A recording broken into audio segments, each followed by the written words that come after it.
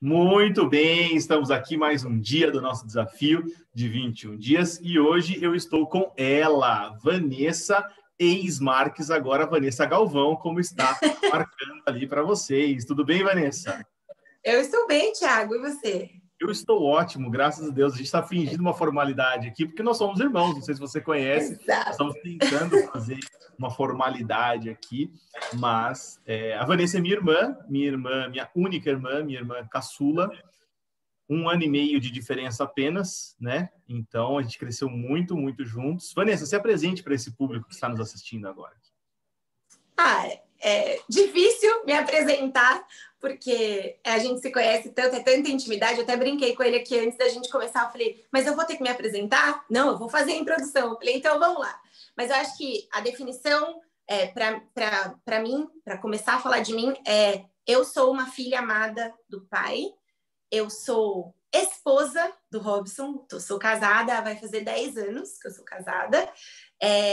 Eu sou mãe do Pedro, de 2 anos e 8 meses, e também sou professora há mais de 13 anos, numa mesma instituição, amo servir dessa forma, né? E também sirvo na família Dizascope, onde é a nossa igreja, onde a gente congrega junto, onde a gente é família também espiritual. E para mim é um privilégio caminhar com toda essa família de Dizascope, amo todos, amo estar lá, amo servir ao Senhor juntamente com eles. Então, basicamente, essa sou eu, uma filha amada, que é esposa, que é mãe, que é professora e que também serve na comunidade local.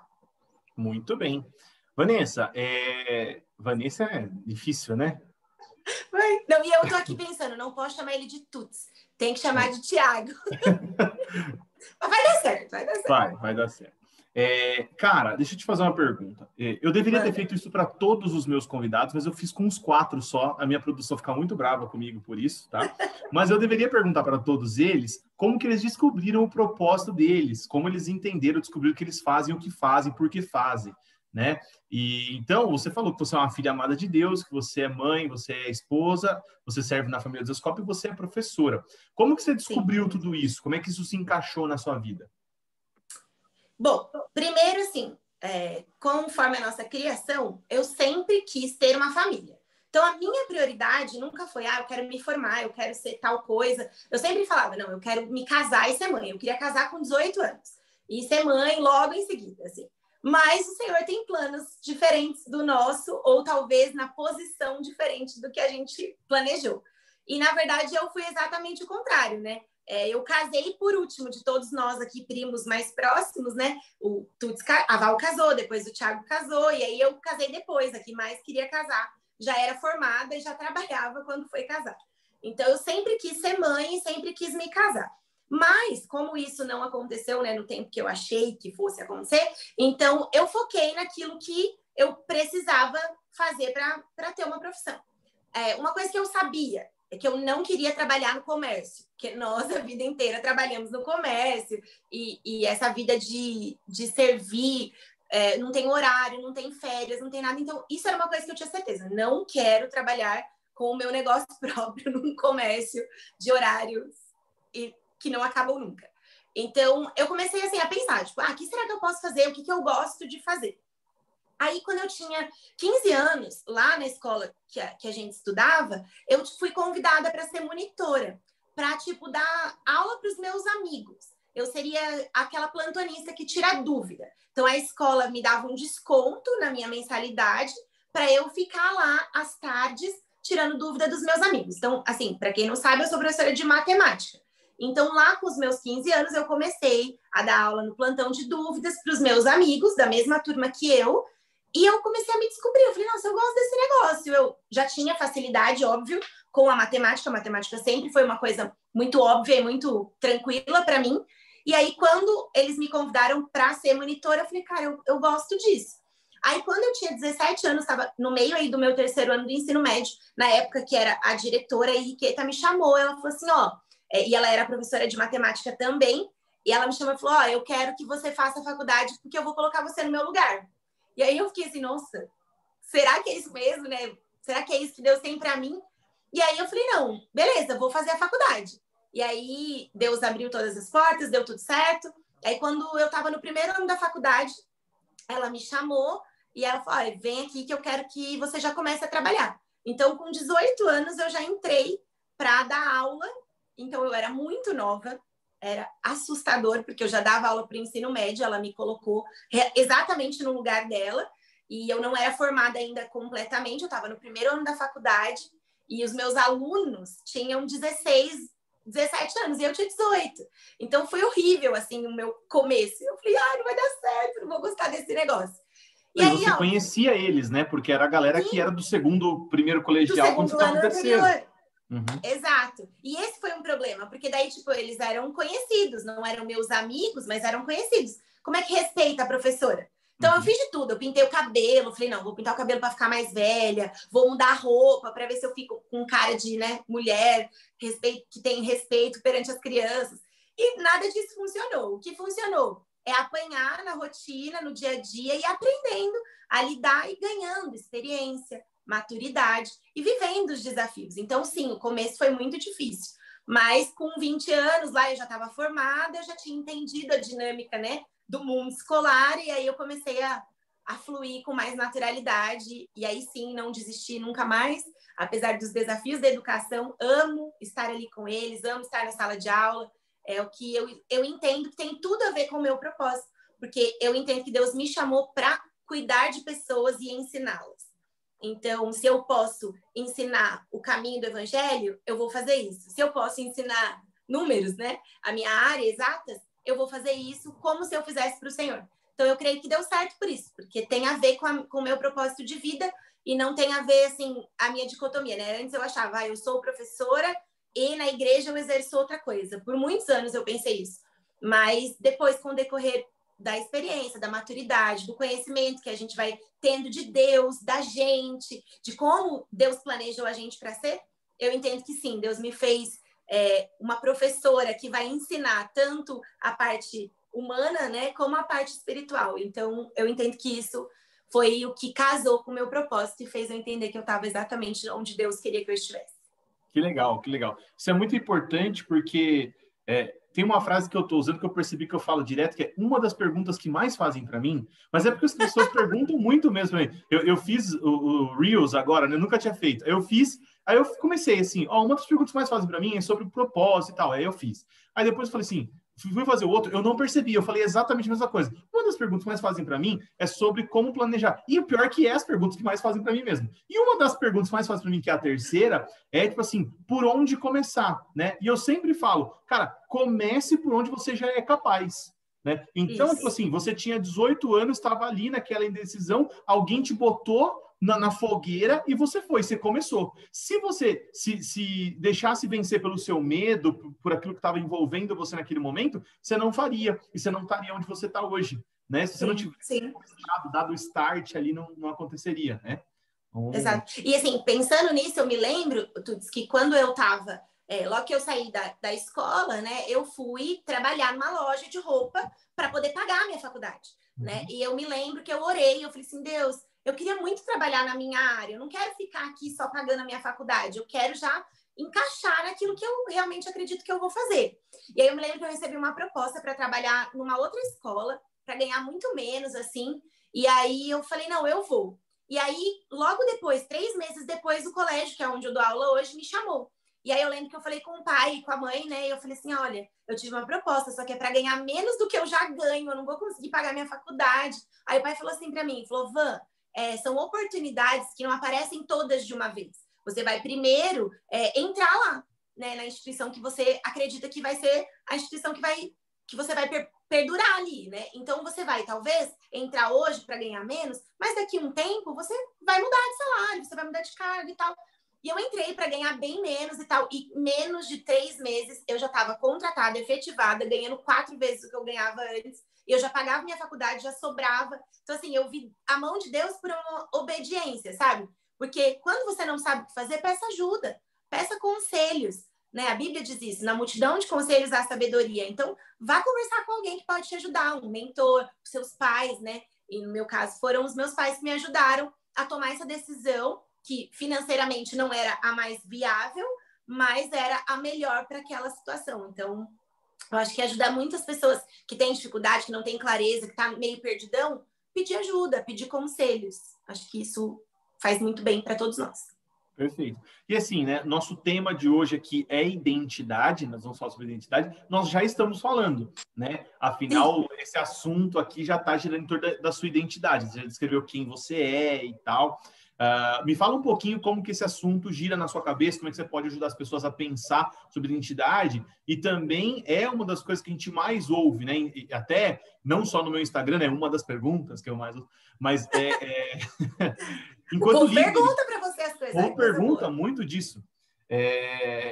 Tipo, para nós como liderança, uma pessoa que tem falado muito sobre isso é a Val, né? A Val está falando muito sobre identidade, até está aparecendo mais como uma referência para as meninas, e elas precisam muito. E é engraçado, cara, a sede das mulheres me parece maior do que a dos homens nesse sentido. Até o meu público, as pessoas que me seguem, é 60% mulher, e os que compraram meu curso, os que estão ativos, assim, tal. Esses dias eu fui dar um treinamento no sábado de uma turma especial que eu tenho, e entrou 18 mulheres e um homem no treinamento. Nossa. Estava aberto para 80 pessoas entrar, que eram os meus alunos ali e tal, né? E quem tinha condição de entrar ao vivo ali, eu passei o sábado inteiro com eles. Aí, 18 mulheres na sala e um homem, né? Então, tipo assim... Diferente. Referências femininas, por favor, me ajude, Vanessa. Como é que nós vamos pensar sobre identidade aí? Eu acho que, assim, até partindo daquilo que a Val mesmo fala, que era uma definição que eu nunca tinha ouvido e ela trouxe com uma clareza, assim, o que é a identidade? É igual a quem você é, né? E aí eu comecei a pesquisar um pouquinho sobre isso e o que eu encontrei foi que o idem, né, que significa igual, e o sufixo dade significa qualidade. Então, igual à qualidade de alguém. Então, o que eu entendo sobre identidade a partir dessa perspectiva? É que nós precisamos ser iguais à qualidade de alguém.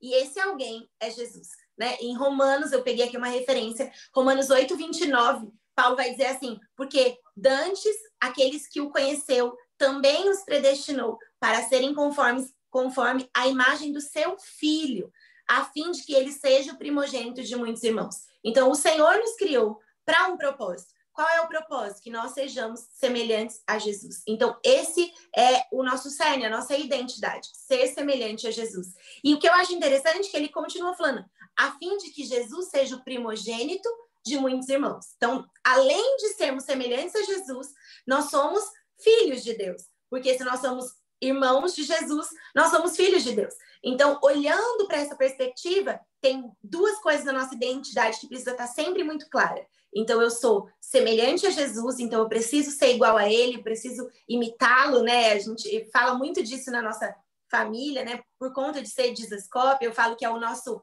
maior legado e o nosso maior desafio. Porque é tão precioso você falar sobre ser igual a Jesus, mas é tão desafiador você falar que você é igual a Jesus, né? Então, é o nosso grande alvo como identidade, mas também que eu sou filho.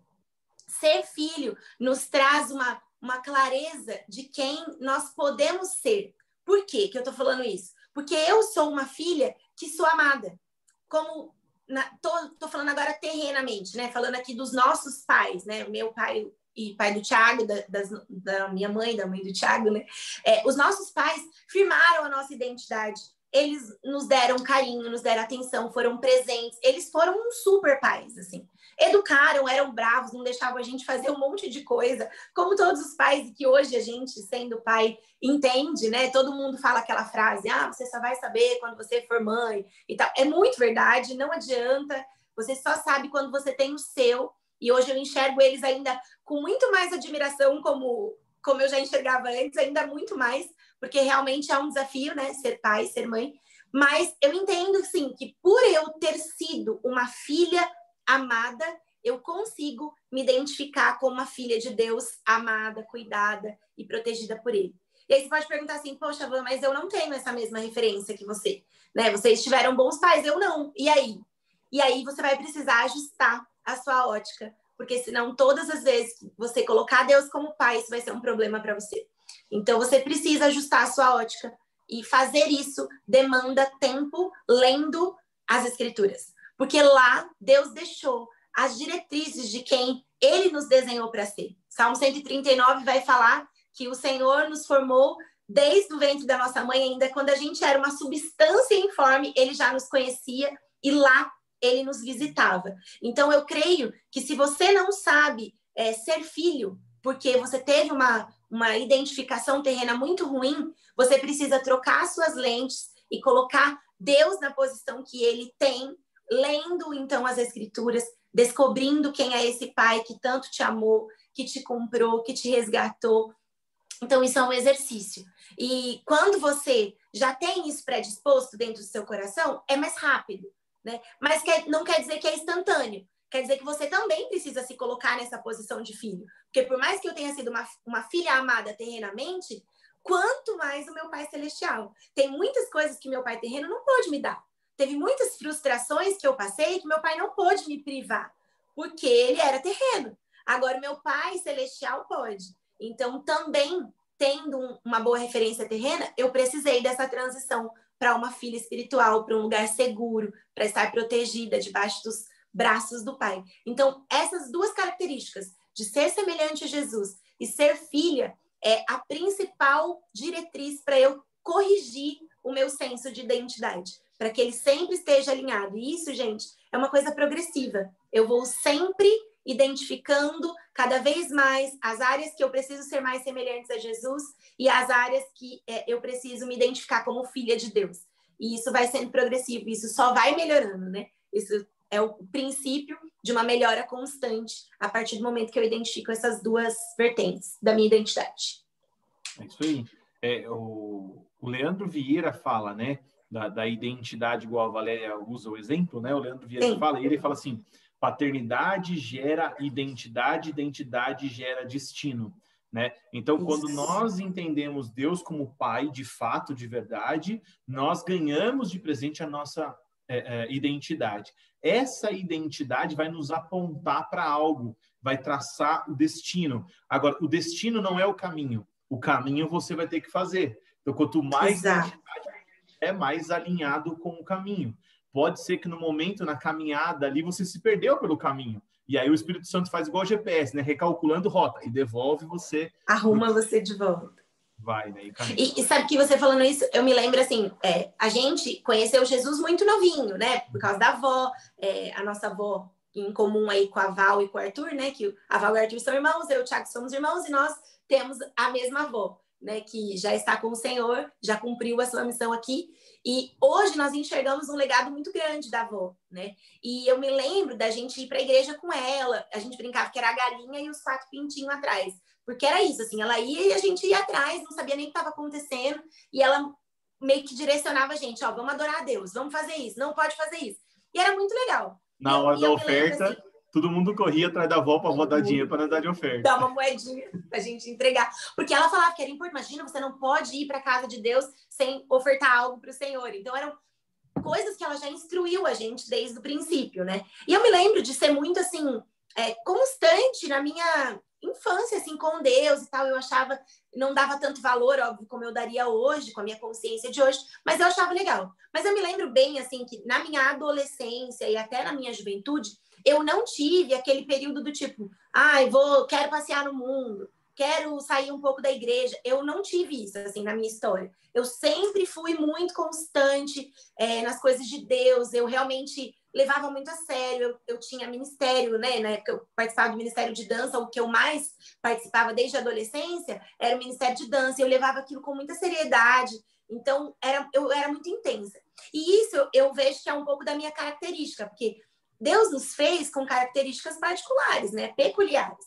Então, eu sou uma pessoa estável, sou uma pessoa constante. E eu não gosto de mudança. E qualquer tipo de mudança eu não gosto. Então, eu creio que isso de ser constante na minha vida com Deus também tem a ver com a minha personalidade. Mas, ao mesmo tempo, a minha personalidade é de uma pessoa meio teimosa. Eu acho que só eu tô certa. Então, aquilo que eu penso é a verdade absoluta. Dificilmente as pessoas vão mudar aquilo que eu penso. E isso, por mais que tenha o seu lado bom, também tem o seu lado ruim, né? Então, assim, para minha família, eu era a brava, a que não tinha paciência, o povo falava, gente, eu vou aqui confessar para vocês coisas que as pessoas falavam, tipo o meu irmão, por exemplo, que eu não tinha pavio, eu não era uma pessoa de pavio curto, eu nem pavio tinha, de tão brava e estressada que eu era, né? E aí, tipo, isso ficou para mim como se realmente fosse uma verdade. E sim, isso faz parte da minha característica, mas eu preciso ser transformada semelhante a Jesus. E como que eu sou semelhante a Jesus? Deixando os frutos do Espírito aparecer. Porque se Jesus habita em mim, o Espírito Santo habita em mim, os frutos têm que aparecer.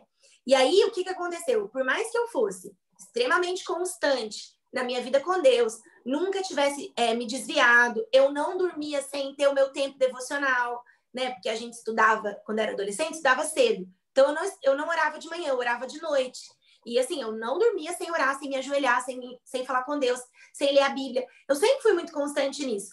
Mas, ao mesmo tempo, eu deixava a minha personalidade, meu temperamento, falar mais alto do que os frutos do Espírito. Então, isso virou um estigma na minha vida. Tipo, ela é brava, ela é estressada, ela é... E isso, eu, por muitos anos, acreditei que era verdade.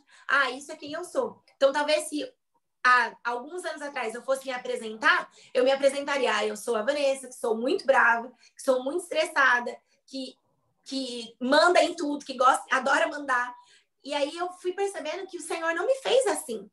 O que acontece com essas minhas características é que se eu dou voz à minha carne, elas se manifestam de uma forma negativa. Agora, se eu dou voz ao Espírito, ela se transforma numa coisa positiva. Porque ser constante faz parte da minha personalidade, de ser firme, de não gostar de mudanças. E isso pode ser uma coisa boa. Agora, tudo vai depender qual voz eu vou dar para a minha carne ou para o meu espírito. Então, eu creio que a nossa identidade, ela é formada por características que Deus nos deu.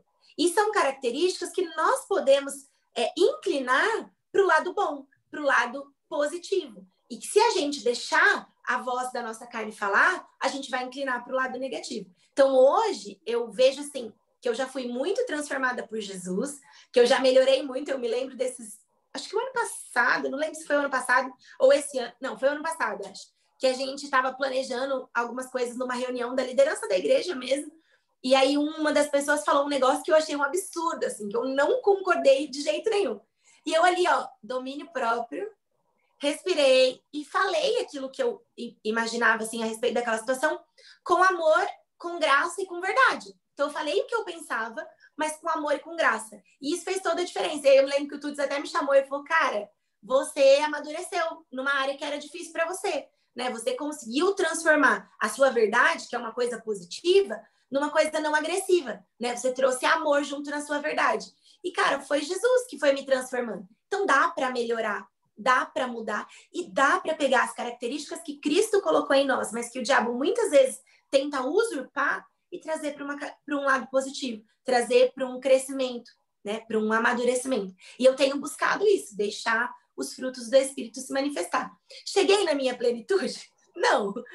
Eu falo que depois que eu tive filhos, ele tira a pior parte de mim, assim, porque eu começo a ver, meu estresse, minha falta de paciência vem aflora. E eu falo, não, calma, você é mansa, você tem o Espírito Santo, põe aí o seu euzinho dentro da caixinha de volta e deixa os frutos do Espírito se manifestar. Então, isso tem sido um exercício diário. Eu sei que algumas pessoas que me vêm falar na igreja e tal, e falam, imagina, ela é muito doce, ela é muito tranquila. Então, assim, eu tenho buscado ser doce, eu tenho buscado ser tranquila. Isso ainda já está definido? É o que eu sou? Ainda não é o que eu sou, mas é o que eu estou buscando ser, semelhante a quem Deus é, porque Jesus era cheio de graça e de verdade. Então, ele falava aquilo que precisava ser dito, mas com graça, com amor. Então, eu tenho buscado isso. Então, é a minha dica para as pessoas que têm características peculiares e que acham que isso é o que elas são, e foi rotulado, isso, foi rotulado pelas pessoas e não por maldade, porque eu vejo assim, tipo, vocês não falaram isso assim, você é ruim, você é chato, você é bravo. Não, tipo, era as minhas ações, minhas reações, talvez, né, mostravam esse meu lado. Então, eu preciso subjugar ele ao espírito. E isso é um exercício diário, né? Sim, sim, com certeza. E eu tava vendo você falar, né? Eu lembrei de algumas coisas que eu queria colocar aqui, né? Dizem que o Lutero, ele, quando ele fez a reforma e tal, ele deixou a igreja católica, ele pôde se casar, né? E aí ele falou que depois de 1 ano de casado, valeu muito mais do que anos e anos de monastério, que ele foi afiado ali no casamento, e aí vem os filhos, mais ainda, né? É muito mais do que um tempo teológico, né? Onde Deus trabalha. Exato. Ali, é a os prática, filhos né? fazem isso com a gente, de fato, né? E eu lembrei também, Vanessa, do texto de João 1,12, onde fala que todos aqueles que receberam Jesus como Senhor, ele recebeu o direito de ser chamado Filho de Deus. E eu estava pensando que isso é uma verdade progressiva, porque você sempre aumenta o seu nível de filiação com Deus. Não que exista nível de filiação, mas você amadurece como filho, você deixa de ser ali... Entendimento.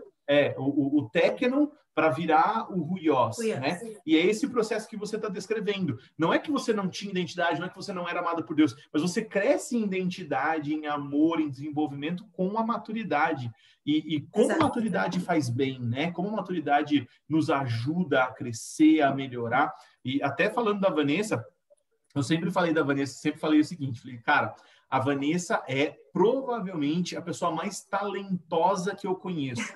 Ela é a pessoa dotada das maiores qualidades, assim.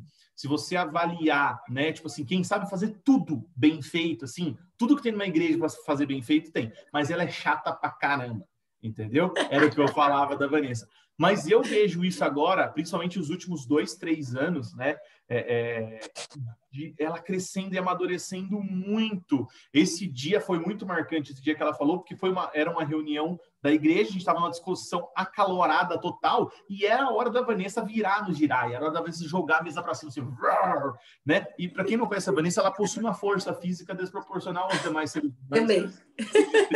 Na minha pele, ela me socou muito durante a minha adolescência. Ai, meu Deus. Eu vou levar você para o processo de cura interior para isso passar.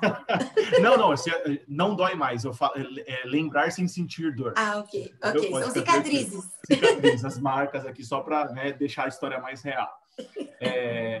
Mas a Vanessa era, assim, explosiva, tanto fisicamente quanto com as palavras, né? E a gente vê isso, a gente vê o esforço para mudança. E é claro, gente, que é um processo. E eu sei que ela pode melhorar e crescer muito, mas a gente também precisa valorizar o que já aconteceu. E agora, você pega a pessoa que eu tô falando para vocês, uma das mais talentosas, se não a mais talentosa que eu conheço, e eu conheço a Val, conheço o Douglas, conheço todo mundo, Saulo, todo mundo teve aqui e tal, eu conheço, mas ela é talvez a mais talentosa de todos eles, e eu ver ela amadurecendo e falar assim, poxa, isso aqui vai dar muito bom, entendeu? Eu creio que sim, há alguns anos à frente o negócio vai, tipo assim, exponencializar mesmo, né? Porque você está aplicando. E eu lembro, daí falando disso, falei tudo isso para chegar em Moisés, porque Moisés foi o cara que, tipo, impulsivamente falou assim, vou fazer essa parada para Deus, vou arrebentar com tudo, e matou um cara para fazer isso. E aí ele passou 40 anos no deserto para aprender com Deus como ele deveria agir. E quando ele volta para governar sobre o povo por mais 40 anos, a Bíblia fala que Moisés era um homem muito manso. Manso. Como que esse cara que matou um cara impulsivamente, do ímpeto, né? Era um homem muito manso. E eu acho que é isso, né? Esse seu processo de maturidade, o processo de maturidade, ele reafirma a identidade. Você fica mais você quando você amadurece, né? E é muito louco isso. Cara, a gente tá ficando velho, né? Eu tô com 34 eu estou agora nesse momento. E eu queria tudo que você falou quando eu tinha 18, 17, 16 anos. Eu queria isso. Aquele negócio, quando você for pai, você vai entender, poxa vida, por que eu não entendi quando eu não era, né? Teria valorizado muito mais, teria aprendido muito mais e tal.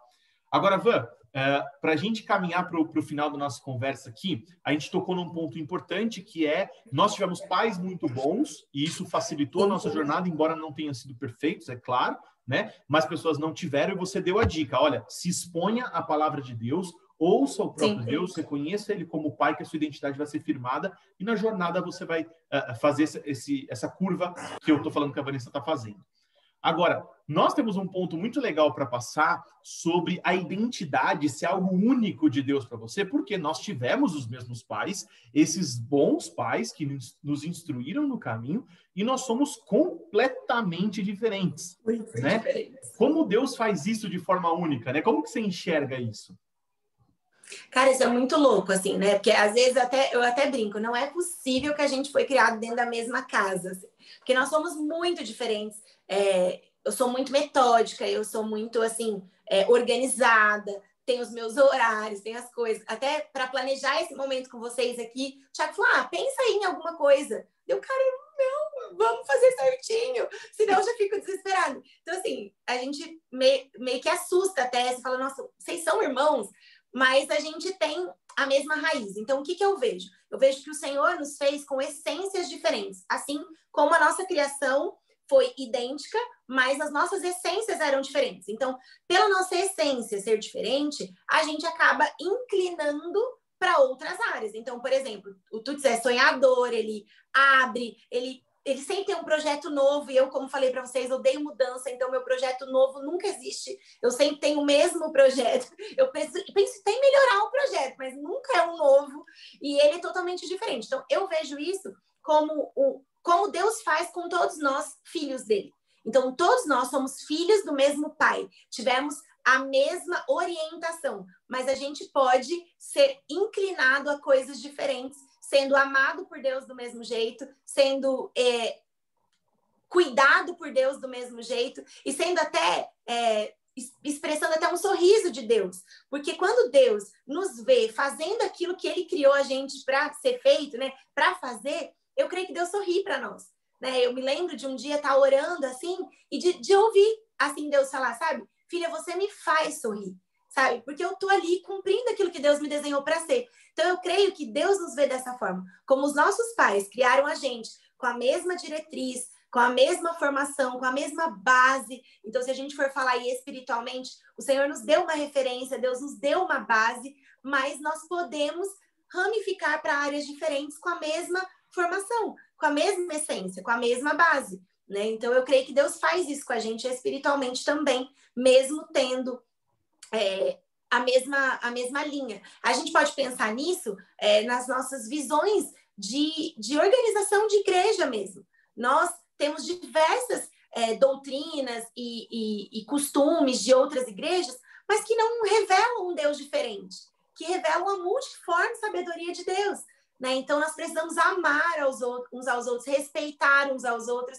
Eu tive a oportunidade de compartilhar no Lab de Romanos, um texto de Romanos capítulo 14, onde Paulo estava exortando a igreja, né? Porque eles tinham costumes diferentes. E isso era um problema. Né? Então, se eu tenho um jeito e o meu irmão tem outro jeito, isso não pode ser um problema. A gente tem que se encaixar, estreitar como pedras vivas ali, né? Um afiando o outro para encaixar. E isso precisa funcionar, porque nós temos o mesmo pai.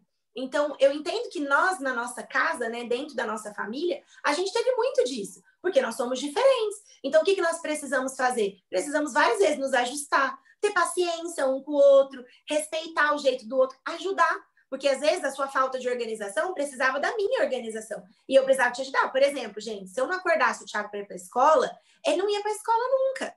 Porque ele não acordava. Podia cair o mundo, tocar todos os despertadores do universo. Ele não acordava. Então, eu ia lá, chamava ele com muito amor, né, Tuts? De forma gentil, gentil. Essa palavra gentil. É delicadeza, eu acho. Isso. Aí eu chamava... Então, assim, cuidar da rotina, da organização, foi uma coisa que eu consegui ajudar ele. E outra coisa que ele conseguiu me ajudar é porque eu era uma pessoa muito acomodada. Eu não gostava de desafios, de coisas novas. Então, ele me impulsionava, do tipo, Van, faz isso, cara. Meu, você é capaz. Ele comentou aqui de ser uma pessoa talentosa, né? Eu sempre brinquei. Eu sei fazer de tudo um pouco, mas eu não sou boa em nada. E isso também foi uma mentira que eu ouvi de mim mesma por muitos anos, porque eu sabia fazer tudo que você pudesse, assim, precisasse. Preciso que você lave o banheiro. Não, vamos lavar o banheiro. Preciso que você cuide das crianças. Eu cuido das crianças. Preciso que você cante. Vamos lá cantar também. Não, preciso que você dê uma palavra. Vamos dar uma palavra. Mas eu percebi, assim, que eu achava que eu fazia de tudo um pouco, mas eu não era boa em nada. E aí Deus me falou assim, Van, você funciona onde eu preciso que você funcione, até que eu te coloque aonde eu quero que você permaneça. Então, eu estava perpassando por vários lugares, eu estava funcionando em várias áreas, mas até que, e eu acredito que isso com a maturidade faz com que a gente chegue onde Deus quer que a gente permaneça. E aí você permanece, mas cresce. E aí eu creio que é esse o processo que Deus está fazendo comigo. Então, dentro das nossas diferenças, nós conseguimos se estreitar, se ajudar e se respeitar. E eu acredito que isso serve para a nossa família espiritual também. Nós temos o mesmo Pai, que nos fez com características diferentes, mas que nos deu a mesma diretriz. Então, que nós possamos ouvir e obedecer a nossa diretriz, que é a palavra de Deus, mas que nós possamos respeitar uns aos outros para as áreas que cada um vai seguir. Não é porque você acha que cuidar dos pobres seja mais importante e o outro ache que cuidar das crianças seja mais importante, que vocês estão em caminhos diferentes. Vocês têm a mesma essência, vocês só têm inclinações de propósitos diferentes. E isso é a beleza da multiforme sabedoria de Deus. Uau, é isso, é isso. E nós, é engraçado, né? Nós tivemos a mesma criação, né? Os nossos pais. E nós dois, desde criança, nós sempre tivemos facilidade de falar em público, e os nossos pais não falam em público. Não. É o maior problema. E assim, eles têm muito para dar, inclusive agora, né, cada vez mais velhos, mais experientes, né, e tal. Sim. Eles teriam muito para dar. É uma briga nossa interna de fazer eles falarem, né? A minha mãe, ela manja muito de Bíblia, poderia compartilhar um monte de coisa, chega na hora, ela trava, e não sei explicar como nós saímos, né, falantes, assim, tal. O nosso problema é parar, né, de falar, né? Falar não é problema. E muito argumentativos, os dois argumentativos e tal, né, que são características parecidas. E eu lembro do que você falou da igreja, né? Nós temos como igreja o mesmo Deus, a mesma essência. Então a gente tem coisas parecidas. Mas depois você começa a abrir o leque e vai para um lado totalmente diferente. Outras áreas. Gente, eu sonho tanto e ela sonha tão pouco que eu sonho para ela. Aí eu conto os meus para ela, falo, deixa eu te envolver um pouco nos meus sonhos aqui, deixa eu te trazer para... Porque, assim, é uma característica de Deus em mim que ela não tem tanto. E a gente um ajuda o outro, compartilha o outro, né? Compartilha Exato. Com o outro. Agora, qual que é o problema disso, Van? E a gente falar que eu acho muito importante falando sobre identidade, é a comparação, né? E muita gente sofre com isso, sofre com a comparação. E, assim, a gente, né, cuidando de pessoas há muito tempo, a gente sempre se deparou com isso. Principalmente as pessoas se comparando, né, com os caras que estão lá na plataforma, que estão lá, né, tipo assim, nossa, mas o Douglas isso, mas a Val aquilo e tal, não sei o quê. Como que, dentro da sua identidade, você lida com essa comparação? Que dicas você daria para quem sofre com esse mal?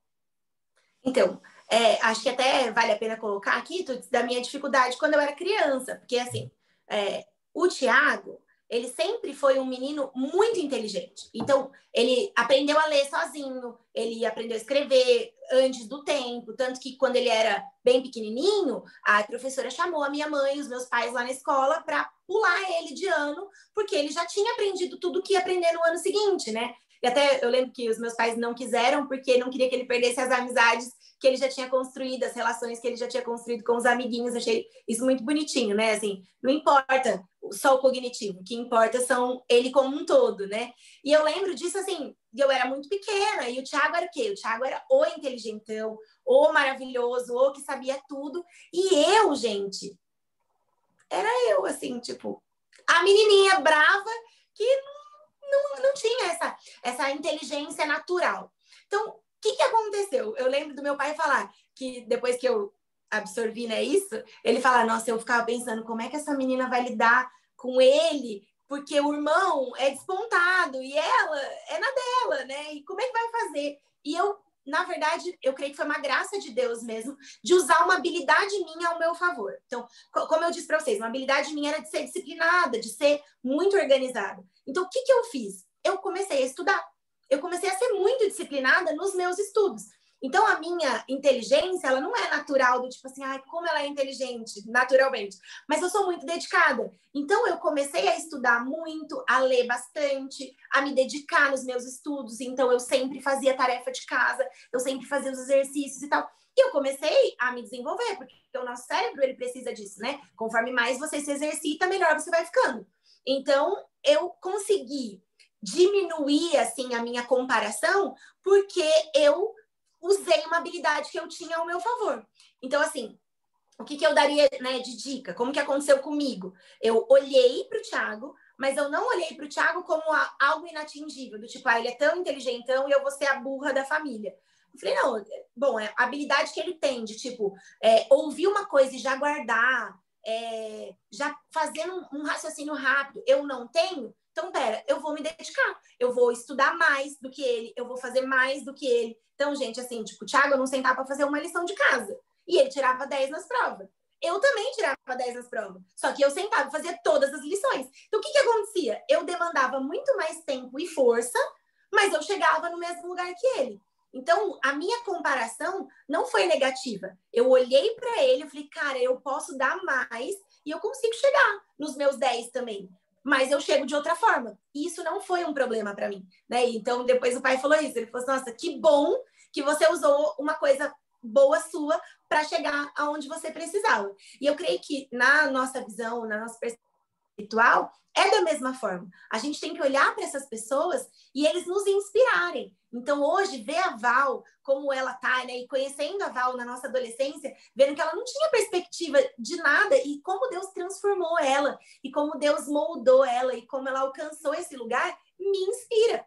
Então, é isso que eu preciso fazer. Olhar para o Douglas e ser um cara manso, o cara mais parecido com Jesus que a gente conhece e olhar para ele e falar, nossa, cara, eu quero ser como ele. Né? Porque é isso que a gente precisa. A gente precisa olhar para as pessoas que estão como referência e almejar desenvolver a nossa habilidade, melhorar aquilo que Deus nos deu, usar aquilo que Deus nos deu para melhorar, né? E eu queria, assim, tipo, deixar 3 dicas para essas pessoas.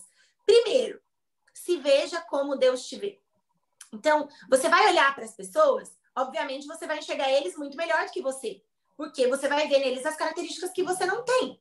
Mas Deus te vê de uma forma completa. Deus, como a gente já falou aqui, Deus te formou. Então, Deus sabe quem você é, Deus sabe das habilidades que Ele te dotou. E Deus sabe aquilo que você precisa fazer para alcançar esse lugar, né? Então, se veja como Deus te vê. Como que eu faço isso, Van? Vá para o seu quarto, feche a porta e lá, converse com Deus. Fale para ele, olha, Deus, o negócio é o seguinte, eu não te ouço, eu não sei quem eu sou, preciso que o Senhor se revele. A palavra de Deus diz que um coração contrito Deus não despreza. Então, se você chegar no seu quarto e abrir seu coração para o Senhor, Ele vai falar com você. Leia a Bíblia.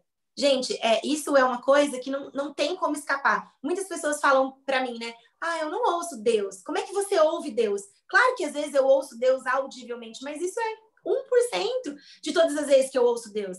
Na maioria das vezes eu ouço Deus lendo as Escrituras, deixando as cartas de amor que Ele escreveu para nós, né? Então, para você se ver como Deus te vê, você precisa ouvir Deus. E para você ouvir, você precisa ter tempo com Ele, né? Que foi uma das coisas que vocês já falaram aqui nesse processo dos 21 dias, e ter intimidade com Ele, ouvir a voz dele através da palavra, principalmente. Então, isso é a primeira dica. Se veja como Deus te vê. A segunda dica é guarde o seu coração. Então, como a gente estava falando de comparação, guarde o seu coração. Não se compare, porque todas as vezes que a gente se compara, a gente pega o melhor do outro com o pior da gente. E a gente sempre vai se sentir inferior. Ou ao contrário, a gente pega o nosso melhor e compara com o pior do outro. E aí a gente se sente superior e orgulhoso. Os 2 pontos é um problema. Então, que a gente possa guardar o nosso coração, né? Provérbios vai dizer, sobretudo, o que você tiver que guardar, guarde o seu coração, porque dele saem as fontes da vida. Se você quer contaminar um rio, não adianta você ficar jogando sujeira no rio. Se você jogar na fonte, você contamina o rio inteiro. Então, se você deixar isso entrar no seu coração, a sua identidade vai ser contaminada. Então, não permita que essa comparação se torne ou um motivo de orgulho ou um motivo de menosprezo. Que você possa olhar para os outros como inspiração, ou para ser igual, ou para ajudar. Porque muitas vezes o Senhor já te deu coisas, você já aprendeu coisas que você pode ajudar alguém. E quando a gente ajuda alguém, a gente se torna melhor, né? Então, faça isso. Guarde o seu coração das comparações, tanto para orgulho quanto para menosprezo. Guarde o seu coração em Deus. Esconda o seu coração em Deus, né? Para que você não seja roubado nessas comparações.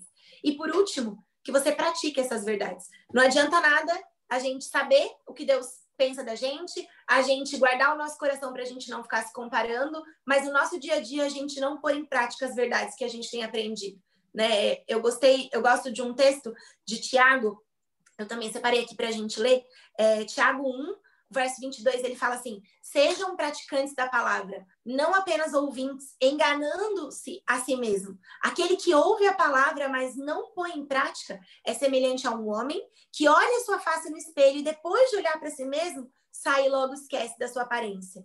Mas o homem que observa atentamente a lei perfeita, que traz a liberdade, persevera na prática dessa lei e não esquece o que ouviu, mas pratica e vai ser feliz em tudo aquilo que fizer.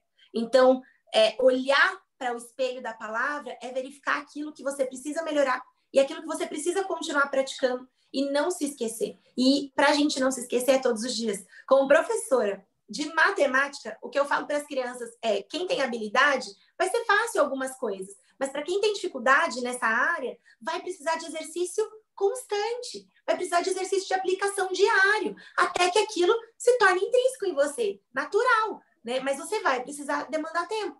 Então, você precisa se dedicar em colocar as coisas em prática. Então, todas as vezes que Deus te der uma oportunidade, que Satanás quiser roubar a sua mente e você ter uma reação que não era a reação que Deus desenhou, que você possa ter domínio próprio, falar: não, eu não sou essa pessoa, eu sou aquilo que Deus me desenhou. Eu me vejo como Deus me vê, o meu coração está guardado nele. Então, agora eu vou praticar as coisas que eu tenho aprendido. E isso, gente, é óbvio que as escrituras nos dão toda a base, mas, como a gente falou, pessoas podem nos ajudar, podem nos orientar, que são os mentores, e tem as partes profissionais, que a gente precisa de ajuda, né? O Thiago está aí nessa missão de ajudar as pessoas a descobrirem seu propósito, a descobrir qual é o caminho. As pessoas pedem dicas, né? Ah, vou começar meu negócio, qual é o start? Cara, pede ajuda. Ninguém está pronto. Ninguém está 100%. Todos nós estamos nessa progressão, né? Então, permita-se ser direcionado por Deus através dos filhos de Deus, né? E juntos nós vamos crescendo, juntos nós vamos amadurecendo, juntos nós vamos melhorando. Que o Senhor possa nos fazer assim, né? Que esse seja o nosso objetivo. Amém, amém, é isso aí.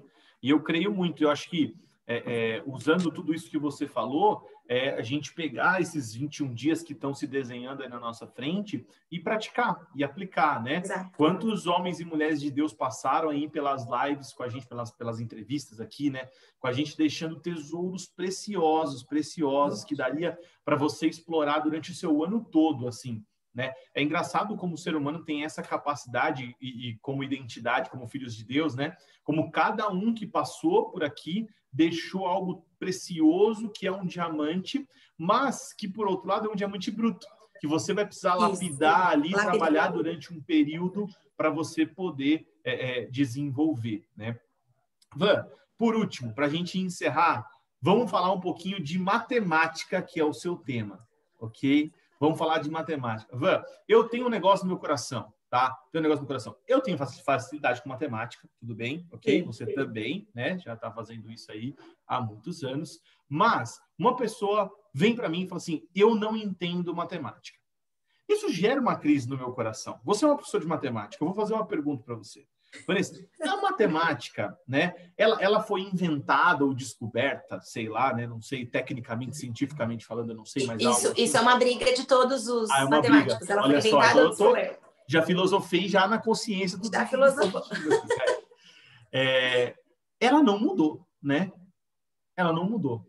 Tipo assim, quando a gente contava as ovelhas lá 4.000 anos atrás, fazia 1, 2, 3, 4, era mesmo, né? Quando José lá no Egito teve que acumular 7 anos de cereal, ele sabia a quantidade, assim, se ele contasse, dava, né? E quando ele fosse distribuir, a divisão dava o mesmo resultado, né? Então, tipo assim, qual que é a dificuldade, gente, de uma coisa que não mudou nos últimos 5.000 anos e você não conseguiu aprender, né? Qual que é a dificuldade, Vanessa, da matemática? Cara, eu acredito, pela minha experiência com as crianças, né, que eu vejo e todos os dias tenho os casos das crianças que odeiam a matemática e tal, eu acredito que é um problema que nasce lá quando eles são pequenininhos. Então, provavelmente, algum momento de alguma professora que não foi bacana, que não gostava da matemática, porque as professoras do Fundamental 1, que a gente chama, né, elas são polivalentes. Então, elas dão aula de todas as disciplinas. E isso faz com que ela não seja especialista em nada. Então, é aquilo que a gente está falando. Eu sei um pouco de tudo, mas eu não sei nada específico. E aí isso faz com que você não seja focado. E muitas delas, né, também não tiveram experiências positivas com a matemática na sua infância. Então, involuntariamente transfere isso para a aula. E aí faz com que a matemática não seja legal, faz com que ela não tenha aplicação. Então, você tem que aprender a tabuada, porque a tabuada é importante, e a tabuada é uma tabela, decora ela aí, entendeu? Mas isso não faz nenhum sentido, porque eu preciso da tabuada. Então, para que eu preciso de seno e cosseno? Né? Qual é o sentido das coisas? Então, eu acredito que muitas vezes a professora lá do Fundamental 1, onde tudo começa, onde as continhas começam a aparecer de mais, menos, vezes, dividir, ela começa a trabalhar isso com as crianças e ela não faz com que eles sejam apaixonados por isso, por essa lógica, porque, gente, é uma lógica, tipo, não tem segredo, é sempre assim, né? Como você falou, sabe fazer um, sabe fazer todos, não muda, né? Eu sei fazer uma equação, mas essa equação que você deu eu não sei fazer. Mas se você sabe fazer uma, você sabe fazer todas, né? Então, matemática tem muito disso. Eu acredito que se não deu certo para você, é porque provavelmente você teve uma identificação não muito positiva na sua infância e isso te bloqueou, fechou os seus olhos para a beleza disso. E, porventura, provavelmente, dentro desse contexto, ela não te deu nenhuma aplicação pessoal. Você não viu sentido nisso. Então, para que eu uso matemática? Eu tenho calculadora, então eu não preciso da matemática, porque eu tenho a calculadora. E aí, você acaba perdendo o propósito de entender. Então, eu acredito que foram essas duas chavezinhas. Uma pessoa que te traumatizou, né? Que deixou você odiar aquilo, e porque você não viu aplicação naquilo. Então, para que eu vou aprender um negócio que eu já odeio e não tem aplicação na minha vida? E aí eu desisto, né? Então, eu acredito que seja por isso que as pessoas não gostem tanto. Mas é uma mentira, né? Mas é uma mentira, porque o criador da matemática é Deus, né? O cara que Isso. desenhou toda essa matemática aqui, essa beleza matemática, né? Eu gosto daquele desenho do Pato Donald, né? Isso, eu ia falar desse. É lindo. É lindo você ver assim, tipo, a colmeia são hexágonos perfeitos, hexágonos regulares. Foi Deus que fez. As plantas, as folhagens, as flores, né? Tem a mesma simetria. Nós, né, fomos feitos também com simetria. Algumas pessoas mais simétricas, que a gente acha são as mais bonitas, porque são mais simétricas, né? E as mais feinhas são menos simétricas. Mas aí é o padrão de visual. Por quê? Porque o nosso olho foi criado por Deus para achar a simetria bonita. E a simetria é matemática pura, né? Então, foi Deus que criou a matemática. E aí, eu sempre falo, se você não gosta, né? Se você odeia, você precisa mudar a sua perspectiva. Então, assim, é óbvio que você não vai sentar lá e falar assim, ai, como eu amo o Teorema de Pitágoras, que legal fazer, hipotenusa ao quadrado é igual a soma dos catetos ao quadrado. Não vai ser legal para você isso, mas você precisa ver a beleza de Deus nisso. Então, por que o Teorema de Pitágoras é importante? Porque quando ele descobriu isso, ele descobriu todas as simetrias das construções que eles faziam. E por que ficava sustentado edifícios tão grandes e permaneciam em pé? Porque Deus criou a matemática para que houvesse equilíbrio, para que houvesse a própria simetria, para que isso funcionasse, para que isso fosse feito para nosso favor. Então, se você não vê graça porque você não gosta, mas que você veja beleza, que você enxergue Deus, que você passe o filtro de Jesus, para que você tire esse estigma, né, e que você consiga vencer. Talvez você não precise dos cálculos básicos, mas você vai precisar do raciocínio lógico. Raciocínio lógico é uma necessidade e a calculadora não faz para você, né? Então, você precisa desenvolver isso. E como desenvolver isso? Deixando com que situações cotidianas sejam motivos para que você aprenda algo que você não sabia antes. Então, se permita aprender, né? Quando você está de frente com uma situação, por exemplo, eu me lembro de ir no mercado e a moça vai me dar o troco e eu tenho que ajudar a moça do troco ali a me dar o troco. E eu, poxa, é um negócio tão simples que no meu raciocínio é óbvio, mas para ela não é. Poxa, eu posso ajudar. Então, o que eu fazia? Moça, se você fizer assim, você completa aqui o que falta dos centavos e aí você tira a diferença do dinheiro que eu tô te dando e vai dar certo. Então, você pode ajudar alguém que não gosta, né? E fazer com que essa pessoa pelo menos enxergue a beleza. E aí é muito engraçado que eu todo mundo fala assim, né? Mas, nossa, você gosta de matemática? Ai, você é louca, você não é normal. E, na verdade, não. É ver a beleza onde as pessoas não estão enxergando e ajudar eles a enxergar essa E beleza. aí, se você olhar pelo aspecto da identidade, uma feridinha na identidade da pessoa, que ela fala assim, não, eu não gosto de matemática, eu sou burro em matemática, eu não sei, eu odeio. É uma feridinha na identidade que deixou florescer, que pode matar, né? Se você aprender, pelo menos fazer as 4 operações básicas, regra de 3, porcentagem e raciocínio lógico, tá tudo bem, tá tudo bem, né? Você saber, sabe para quê? Para você saber se o seu salário veio certo, né? Se os descontos ali, né? O que aconteceu, né? Se você saber, é simples. Ontem eu tive uma reunião com o meu coordenador pedagógico e ele falou assim para mim, Van, se essas crianças aqui já souberem isso, né? As operações básicas, um teorema de Pitágoras aqui, ó, eles fazem miséria. Faz miséria, Van. Eu falei, pois é, vai para frente. Você sabe que lá nos Estados Unidos, eu passei por uma experiência parecida com a sua, porque lá ninguém faz a conta do tipo assim, ó, deu R$16. Aí, em vez de dar 20 para a pessoa, você dá 21. Por quê? Porque tem uma nota de 5. Em vez de ela te dar 4 notas de 1, que lá em dólar não tem nota de 2, 4 notas de 1, você dá $1 a mais para ela e recebe 5 de volta. Elas não fazem. Você pode dar o 21, ela vai pegar o seu 1, mais 4 notas de 1 e vai te dar. Em todo lugar que eu fui. Só que daí o meu inglês não me permitiu explicar, né? Tipo assim, e o tempo práticos, né? Tem a fila gigantesca atrás e tal, não sei o quê. Mas eles não têm esse raciocínio lógico aqui que a gente tem. Então, eu falei, uau, aí, ó, tem um ponto positivo. Mas uma coisa positiva, de verdade, assim, a gente sabe que a matemática é um caos em muitas vidas, né? Mas no Brasil, a matemática é uma das mais desenvolvidas, assim, porque até isso que você está falando, lá nos Estados Unidos é uma outra metodologia e eles têm uma outra aplicação. E não é tão profundo quanto o nosso ensino. Só que o nosso ensino foi desvirtuado, e aí, como ele não tem aplicação, ele fica muito vago para algumas pessoas e desmotiva, né? E você vê, por exemplo, no Japão, eles têm praticamente a mesma linha de raciocínio que a nossa, só que eles são disciplinados, e eles têm a aplicação por causa da disciplina. Então, mesmo que eles não vejam uma lógica naquilo que eles estão falando para o dia a dia, eles são disciplinados, então eles vão metodicamente fazer e eles vão ficar bons naquilo, né? Então, nós brasileiros tivemos esse problema. Nós temos uma matemática excelente, mas como a gente não tem aplicação e a gente não tem disciplina, isso não faz sentido nenhum. Então, às vezes, o que a gente precisa é de um pouquinho mais de disciplina, um pouquinho mais de aplicação, não só, né, na área da matemática, mas em tudo na nossa vida. Um pouquinho mais de disciplina e ajudar muita gente a se desenvolver em áreas que talvez ele ache que não tem habilidade, né?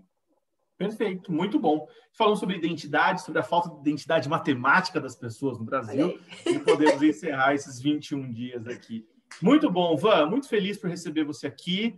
Não sei se você quer deixar algum recado final aí, mas é isso. Estou muito, muito feliz com tudo que a gente produziu para ajudar as pessoas a desenvolver a sua identidade, se identificar um pouco, né, com aquilo que nós falamos aqui e ser quem você nasceu para ser. Eu falo assim, ó, eu estou chegando a uma definição de propósito, assim, o que é propósito? Propósito é viver a vida que Deus sonhou para você. É isso. Amém. E para isso você precisa ser você. É só ser você, né? Às vezes a pessoa quer ser outro. Não tem ninguém igual a você. Deus fez você único por isso. Porque ele precisava que você fosse exatamente como você é. Usando, né, a sua filiação a ser mais parecido com Jesus. Usando isso diariamente, né? Para você se desenvolver. O que eu queria, assim, deixar, Tudes, é que as pessoas não se cansem de se conhecer. E para se conhecer, tem que conhecer a Deus, né?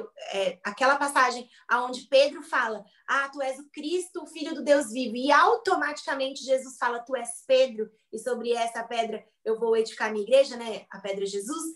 Mas é claro que a hora que Pedro identificou quem era o Cristo, Cristo já identificou quem ele era. Então, que a gente possa fazer isso. Que a gente possa olhar para Jesus e saber quem ele é e conhecer mais dele e que automaticamente ele vai liberar porções de quem ele nos desenhou para ser, de quem nós somos e aonde nós estamos, né, nesse percurso onde ele propôs para que a gente caminhasse. Então esse é o meu desejo para todos vocês que estão assistindo, que você possa encontrar em Jesus a sua verdadeira identidade e que você possa, sim, desenvolver aquilo que ele propôs para você fazer como ser único de Deus. Esse é o meu desejo. E muito obrigada, fiquei muito feliz, muito honrada. Na verdade, eu não esperava estar aqui nesse grupo tão seleto de pessoas. Eu não ia chamar mesmo, tá? Foi o pessoal que foi pedir lá no meu Instagram lá para chamar Obrigada, você. gente. Então, Eu tô amando vocês mais. Você está com moral com o meu público lá, viu? Olha, glória a Deus por isso. Valeu, beijo na família aí. Obrigada, beijo. Tchau, tchau, fique com Deus. Bye, bye.